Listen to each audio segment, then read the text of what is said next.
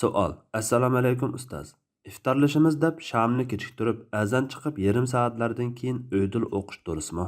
İftarlashdiq deb namoz sham xubtanlarga masjidga chiqmasa, u kuni tarovih namozini o'qimay paranglashib o'tirsa gunoh bo'lmamdi.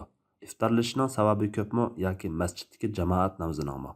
Javob. Va alaykum assalom. Tarovih nafl ibodat. İftarlashish va iftorlatgan yerga berishmi mustahab. Shunga bu ishlarni sharoitga qarab muvofiq o'rinlashtirsa bo'ladi. Rasululloh sallallohu alayhi va sallam shamning vaqti shafaq g'oyib bo'lguncha degan. Shunga shafaq yo'qolib ketishi amalla shamning vaqti chiqib ketadi. Bir qarashda shafaq kun patgandagi qizillikdan keyin ko'rinadigan oqliqdir. Yana bir qarashda kun patgandan keyingi qizillikdir.